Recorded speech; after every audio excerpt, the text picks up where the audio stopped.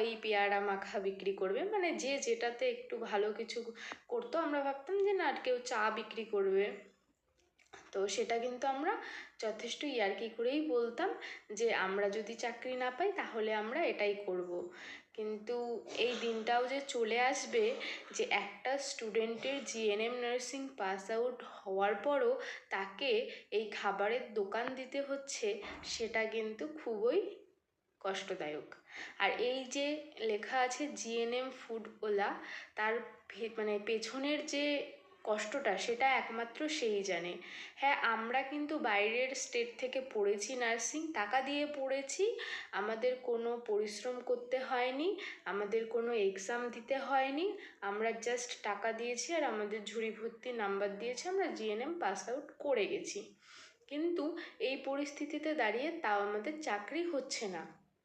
যারা সরকারি থেকে জিএনএম পাস আউট করেছে তারা অনেক কষ্ট করে পাস আউট করেছে, তাদের কোনো রকম কী করতে হয়নি, টাকা দিতে হয়নি, তারা শুধু পড়েছে, কারণ তারা এক একজন খুব খুব ভালো স্টুডেন্ট।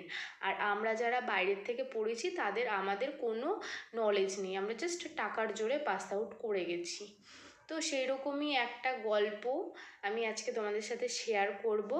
এইটা আমি দেখেছি ফেসবুক পেজ থেকে, একটা অরিন্দম মুখার্জি, এনার ফেসবুক পেজ থেকে দেখেছি। উনি লিখেছেন যে দক্ষিণ দিনাজপুরের একজন স্টুডেন্ট যে জিএনএম নার্সিং পড়তে গিয়েছিল ব্যাঙ্গালোরে 2021-এ, বাট তার 2024-এ কোর্স কমপ্লিট হবে, কিন্তু সে টাকার অভাবে তার কোর্স কমপ্লিট করতে পারেনি।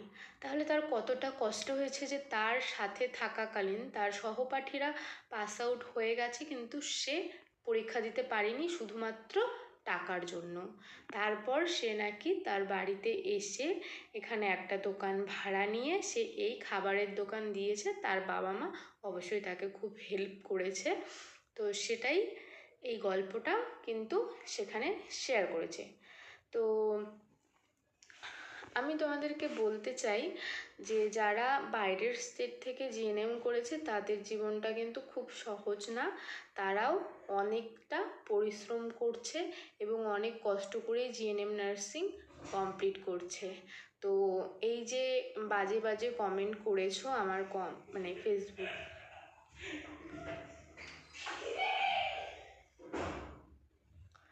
এই যে তোমরা বাজে বাজে কিছু কিছু কমেন্ট করেছো যে বাইরের স্টেট থেকে টাকা দিয়ে পড়ে এসে আমাদের চাকরি খেয়ে নিচ্ছ, তোমরা প্লিজ ওগুলো বন্ধ করো।